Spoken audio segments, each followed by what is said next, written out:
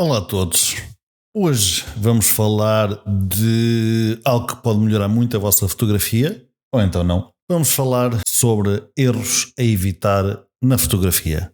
E vou falar aqui de alguns erros mais comuns, erros que eu sou completamente busted por ter ou por fazer ainda hoje. Portanto, erros comuns, erros que às vezes até passam despercebidos, ou seja, estamos a fotografar e nem nos lembramos daquilo, portanto, faz parte, somos humanos, cometemos erros, faz parte da vida, pronto. Agora se pudermos melhorar, não é? Melhoramos a nossa fotografia, criamos melhor conteúdo, é melhor para toda a gente, ficamos mais felizes e catrapumba. Portanto, vamos aqui falar de alguns, vamos tentar aqui fazer uns 10, mais coisa, menos coisa, talvez mais, a homem. Erros na fotografia. Erro número 1, e eu acho que este é o erro mais crucial. Isto são erros um bocadinho subjetivos, não levem isto como Bíblia, até porque eu não sou o menino Jesus. Ora bem, não prestar atenção à luz. A luz é fotografia. Fotografia é a luz. Pronto. Portanto, ter boa luz na vossa fotografia é essencial. Claro que agora vão dizer, mas eu prefiro fotografia mais escura, eu prefiro mais clara. Obviamente, e é isso que eu estou a dizer, a fotografia é subjetiva, é uma arte, portanto cada um gosta daquilo que gosta. Só digo para, por exemplo, se estão a fotografar um sujeito, a menos que seja esse o propósito, mas acho estranho, não tenham o sujeito mais escuro, a menos que seja para fazer uma silhueta, do que o resto do vosso frame, digamos assim. Tenho o sujeito destacado e visível, os detalhes do sujeito, seja o que for, uma pessoa, um carro, uma casa, seja o que for, visível. Acho que é importante ter atenção à luz, digo eu, pelo menos é daquelas coisas que eu acho mesmo importantes. Portanto, não façam isso, tenham cuidado com a luz, não façam fotografias com má luz, e isto, lá está, é subjetivo. Segundo tópico, e é uma coisa que eu faço praticamente 99% das vezes, é fotografar pouco com tripé. Claro que nem em todas as ocasiões dá para usar um tripé, nem todas as ocasiões justificam um tripé, mas há ocasiões que justificam um tripé e eu deixei-o em casa ou no escritório. Portanto, às vezes programar um bocadinho ou pensar um bocadinho naquilo que vão fazer e levar um tripé a mais, não custa nada. Eu agora ando com um mini tripé com um selfie stick, não é a melhor coisa do mundo, mas para pôr a máquina em cima de um muro e fotografar algo funciona perfeitamente. Portanto, no pior dos casos, comprem um mini tripé e metam-no numa bolsa lateral da vossa mochila e esqueçam-se dele lá e está feito. Se for preciso numa urgência, está lá e funciona. Um GorillaPod, por exemplo, até pode ser agarrado. Isto é eu imitar o GorillaPod, pode ser agarrado a cenas, portanto é uma dica, não se esqueçam de tripé, ou sempre que for útil não se esqueçam de tripé. Outro erro, e este eu faço nunca, ou seja, utilizo sempre, é não usar a capa de lente. A capa, o lens hood, é uma maneira fácil de proteger as vossas lentes, não é só para bloquear o sol, porque há sítios que eu até gosto mais sem, gosto de levar com os raios de sol diretamente na parte do vidro, mas sempre que forem fotografar algo, vamos imaginar um rally, levanta pedras, levanta calhaus, levanta terra, e isso vem tudo contra a vossa lente, portanto, lens hood é a minha sugestão. Ou mesmo quando estão, e já me aconteceu, atenção, quando estão a mudar a vossa máquina ou a lente de sítio, às vezes ela cai, elas gostam de cair, não sei, tem uma tendência a cair, e o lens hood já me protegeu a lente e partiu o lens hood todo, obviamente, mas a lente ficou impecável e então eu ando sempre o máximo possível com lens hood, a menos que eu queira mesmo, olha, nesta foto eu vou fazer um glow, um flare, seja o que for que vocês lhe chamem, então tiro a foto e volto a pôr. Eu ando sempre com lens hood. Agora estou a filmar com lens hood e estou dentro do meu escritório de casa, portanto, é por isso. Não vá a câmera cair do tripé, não é? Tripé. Outro mistake que eu acho é não disparar em RAW. Não tem que ser só RAW. Eu não sou apologista, ou melhor, não sou o grande apologista de disparar só em RAW. Eu sou apologista de disparar como vos der na telha. Mas acho que para o pessoal que prefere disparar em JPEG porque tem pressa, porque para ele chega, seja o que for, disparem também em RAW. Nunca se sabe. Pode haver uma foto ou outra que vocês queriam ir buscar detalhes que o JPEG não tem. E então, no futuro, pode não ser logo quando vocês estão a fazer as fotografias, mas no futuro pode-vos dar jeito. Portanto, para o pessoal que dispara em JPEG, disparem também em RAW. Para o pessoal que já disparava em RAW, job done, menos um mistake para se lembrarem quando estão no terreno. Boa. Outro mistake, wrong location. Quer dizer com isto, eu fotografo muitos carros, para quem não sabe, para quem nunca viu nenhum vídeo, que eu estou sempre a falar desta porra, eu fotografo muitos carros e carros de todas as gamas, de todos os estilos, ou seja, carros que custam 20 mil euros, carros que custam 700 mil euros. Portanto, temos aqui uma gama bastante abrangente, carros desportivos, carros jeeps, SUVs, etc, etc, etc. E o que é que isto quer dizer, o wrong location? Não faz grande sentido eu agora pegar num Maserati ou num Aston Martin e ir pô-lo dentro do mato. Não faz grande sentido eu ir pegar num Jeep que está completamente quitado para ir para o mato e ter 0 fotos do Jeep no mato. Ora bem, eu acho que a location é um bocadinho, talvez 50% da vossa fotografia. Por isso é que eu ainda há pouco tempo falei num vídeo que está para aí na cloud, aqui no YouTube, que não gosto daquelas fotografias em que o pessoal tira completamente a location, troca completamente a location em pós-processamento. Não.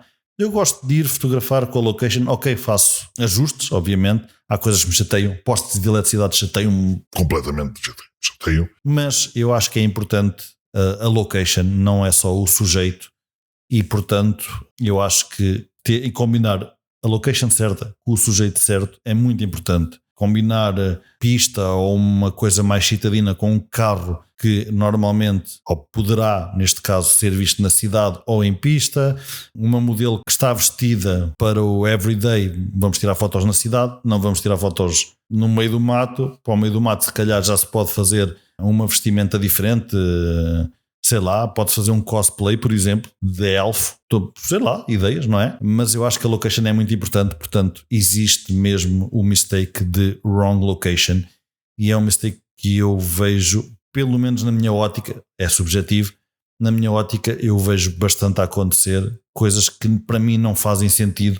Porque é que isto está aqui? Que raio de lógica é esta? Mas cada um tem a sua e eu não... Pronto. Enfim, outra coisa que eu não uso, não gosto e é um mistake para mim, que é usar mal flash. Ora bem, flash é uma coisa fácil de comprar, é uma coisa fácil de usar, é uma coisa muito difícil de usar bem. O flash não é só uma luz, o flash é uma luz que pode muito bem estragar as vossas fotografias. Eu sou apologista de fotografar com luz natural sempre, com aspas, sempre, mas há pessoal que gosta de levar sempre o flash atrás, não tenho nada contra, mas não se esqueçam que o flash é um ponto de luz que normalmente vem da máquina. Isso é fixe ou é mau? Epá, eu na minha cabeça é uma coisa má, até porque quando a pessoa está a ver as fotografias, nota-se que parece falso. Vocês, quando não estão a fotografar, estão a olhar para algum lado, é raro o ponto de luz ser a vossa cabeça, certo? Portanto, também eu acho estranho as pessoas que montam o flash em cima da câmara e estão a fotografar cenas. Para mim é um mistake. Isto é a minha opinião, obviamente, mas é um mistake pelo menos usar o flash básico. Ok, agora, por exemplo, em estúdio, usar flashes de lado ou em fotografia de imóveis, pôr mais uma luz, porque a luz que entra para aquela casa ou estão a fotografar uma coisa que é underground, por exemplo. Os meus pais em casa têm uma secção que é completamente debaixo de terra, portanto luz natural é zeritos, é só luz, candeeiros e LEDs e whatever, mas há zonas que têm muito pouca luz. Já fotografei, por exemplo, uma casa que tinha uma discoteca e luz para fotografia é mentira, não é? Porque se vocês ligam a luz aquilo é isso. Usar mal o flash para mim é um mistake e é muito fácil de usar mal o flash, portanto tenham cuidado com flash, se puderem evitem, sejam como eu. Outro mistake que eu tenho visto um bocadinho, e até falei no outro vídeo, que eu acho que é uma trend para 2023 que vai acabar, este mistake vai acabar, que é usar muito pós-processamento. O que é que eu digo com isso? Uma pessoa tira uma foto e pensa, esta foto não tem grande coisa, não tem nada de especial. Mas espera, se eu for ao Lightroom e puxar todos os sliders para a direita, isto vai ficar brutal. Eu estou obviamente a exagerar. Isto vai ficar brutal, então tal. E chega ao fim e tem uma edição completamente absurda, com uma foto que, ok, deixou de ser tão boring, mas passou a ser uma fotografia que faz os olhos sangrar. Portanto, não façam isso. Abusar da edição, não. A edição para mim, na minha cabeça, deve ser vocês tiraram uma fotografia top e vão pô-la um nível acima. Não é, eu tirei uma fotografia de caca, peço desculpa ao termo, mas acontece imensas vezes, até comigo, e agora vou tentar puxar lá para cima para ser uma fotografia top. Não vai acontecer. É tipo eu tentar fazer o melhor esparguete do mundo e a massa é rija, dura e tem bolor. Portanto, não serve. E enfim, outro erro que eu também agora ultimamente tenho feito mais do que antes, e eu vou explicar porquê, que é usar demasiado o autofoco. Porquê que isto é um erro? Primeiro, porque as pessoas desabituam-se a usar o foco manual. Big mistake. Segundo, porque há certas situações que a vossa máquina vai sempre tentar focar o que vocês não querem. Um exemplo muito prático, tentar focar, já não sei o que era, estou a tentar dar um exemplo prático, mas era algo através de folhas. Ou seja, acho que era um carro, penso que era um carro. Se não for um carro, passa a ser um carro para a história. Estava a tentar focar um carro e pondo folhas no foreground e a máquina não queria fotografar o carro, mas nem que eu lhe desse assim uns euros por baixo da mesa. Portanto, foco manual, foca-se no carro, está feito. Agora, eu acho que andamos todos muito em modo automático, modo automático para foco automático. Andamos todos muito ligados ao foco automático, que em muitas máquinas é brutal e especialmente em certas coisas é essencial, mas noutras nem tanto. Eu posso-vos dizer, por exemplo, eu quando fotografo imóveis, nunca é em modo automático, é sempre em modo manual. Depois a Sony tem o Focus Peaking, que é aquela cor por defeito vermelha que ajuda a focar, e depois ainda podem fazer zoom para ver se está mesmo focado. Os outros sistemas devem ter algo igual ou similar, portanto, em certas situações não usem foco automático, usem foco manual ao homem. Foco manual ao homem. Não, em certas situações é melhor usar foco manual, portanto, não dependam a 100% do foco automático. Claro que situações, mas não dependam a 100% do foco automático. Não se esqueçam como é que o foco manual funciona.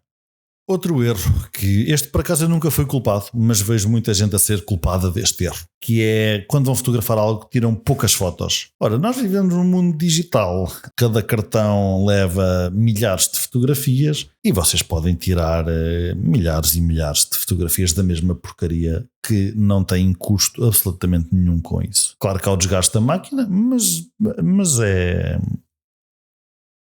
Enfim, portanto, eu vou-vos dizer como é que eu faço. Eu, se vir algo estático, vamos imaginar uma parede que tem um sinal retro, e eu acho, porreiro, eu tiro sempre pelo menos 2 fotografias, pelo menos 2, que é para depois poder escolher aquela que está, porque elas nunca ficam 100% iguais. Se vocês tirarem várias fotografias da mesma coisa, uma fica um bocadinho mais para a esquerda, uma fica um bocadinho mais para a direita, outra fica um bocadinho mais por cima, outra está com o foco perfeito, a outra está com o foco a 99%. Portanto, tirem várias fotografias da mesma coisa e então quando são sujeitos que mexem, pessoas, os olhos piscam, não é?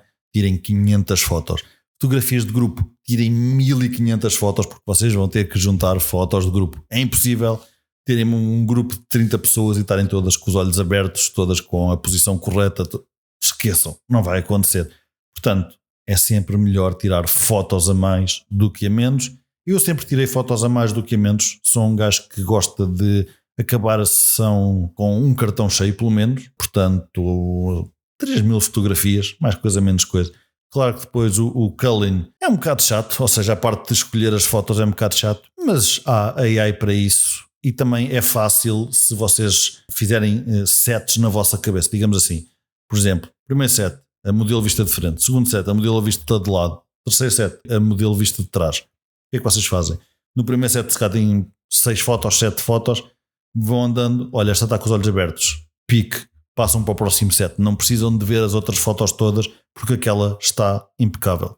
Portanto, normalmente é mais ou menos a meio, entre início e meio, portanto, poupa-vos algum trabalho. Não é assim tão difícil. Tirem mais fotos e keep going. Outro erro é não ter noção de shutter speed ou I/I da vossa abertura. E não ter noção, eu não digo de não sei qual é, não é isso. É, agora vou fazer uma sessão de street photography, ou com uma modelo, ou com um carro, seja o que for, e os settings são sempre os mesmos. Abertura sempre no máximo, F1.4, F1.2, seja o que for cliente que vocês têm, ISO 100 e shutter speed 400. Vamos imaginar que a luz não muda. Sempre os mesmos settings. Eu acho que isso é um erro. Ok, a abertura no máximo dá aquele aspecto profissional, viram as aspas, profissional, mas eu acho que em certas situações vocês querem, vamos imaginar, uma modelo de costas a olhar para um prédio na distância, digamos assim, um prédio que está a 50 metros dela, 20 metros dela. Se vocês focarem na modelo com uma lente, com um f1.2, por exemplo, o prédio vai estar desfocado. E vocês, se calhar, querem as duas coisas focadas. Portanto, atenção a isso. Outro exemplo, vocês querem fotografar uma parede porque tem alguma coisa porreira ou querem fotografar um objeto qualquer e estão a passar pessoas em frente. O que é que vocês podem fazer? Shutter speed cá para baixo, 10, se tiverem tripé até menos, e metem tipo F9 ou uma coisa do género, se der, conforme a luz, isto estamos todos aqui a falar no abstrato, e vocês vão fazer blur às pessoas e o que fica destacado na vossa fotografia é a parede ou o objeto. Ou seja, vocês têm que ter isto em mente e não andar sempre com os settings iguais, basicamente, não é? E eu era um bocadinho culpado disso até há bem pouco tempo, especialmente em street photography, andava sempre com F1.2 ou muito perto disso e depois ajustava o shutter speed por causa da luz e siga para mim. Mas há fotografias que requerem que uma pessoa meta F9, por exemplo, e tenha tudo em foco, ou quase tudo em foco, porque só assim é que aquela fotografia faz sentido. O último mistake que eu vos vou aqui dar é não praticar e experimentar o suficiente. Ora bem, a fotografia é uma arte e como tal vocês têm que crescer e desenvolver essa veia artística. E isso implica muita prática e muita experimentação. Os grandes fotógrafos, se vocês forem ver aqueles que vocês se calhar admiram até, têm um estilo de fotografia ligeiramente diferente. Porquê? Porque experimentaram 1000 coisas e gostaram daquela. E então vamos focar por ali. Há um fotógrafo automóvel que eu gosto bastante de acompanhar. Não é algo que eu faça, mas aprecio e gosto do trabalho dele. E basicamente o que ele faz é só light paintings. O carro completamente, ou melhor, num cenário completamente preto, e depois o carro pintado com light painting, com vários layers, stack. É o estilo dele. Ele dá workshops naquele estilo e eu acho muito bem porque experimentou, treinou e hoje em dia é um dos melhores light painters, a meu ver, que há no mundo automóvel. Portanto, não tenham medo de experimentar novas técnicas, não tenham medo de inventar. Lá está, vivemos numa época digital, vocês podem tirar milhares e milhares e milhares de fotografias de caca. Se vocês virem uma que funciona e gostaram do workflow e gostaram do resultado e gostaram, por que não desenvolver esse estilo e criá-lo como vosso? Nós temos que nos diferenciar um pouco, portanto, cada um fotografa da maneira que sabe, obviamente, mas eu acho que nós temos que diferenciar-nos um pouco. E se formos todos tirar a mesma fotografia, vamos todos à cidade de Óbidos e tiramos todos a mesma fotografia do castelo. E isso não é porreiro. Portanto, cada um tem que fotografar ligeiramente diferente do outro e ter um estilo próprio. Num mundo ideal, até ser reconhecido pelo estilo. Digamos, olha, retratos a preto e branco é o José Manel. Olha, fotografia automóvel é o Pedro. Olha, não sei o quê, é não sei quem. Isso sim quer dizer que vocês não estão a fazer o erro de não praticar nem experimentar o suficiente e já estão num patamar que a vossa arte fala por vocês mesmos. Portanto, se vocês estão nesse patamar, good job. Se não estão, keep practicing, até porque praticar fotografia é divertido. Pelo menos se vocês estão a tirar fotografias, plural, é porque gostam. Portanto, eu assumo que seja divertido, não é? Portanto, keep going. E obrigado por terem visto mais um vídeo que já vai longo. Não se esqueçam de visitar pedrotomás.pt e obrigado. Até à próxima.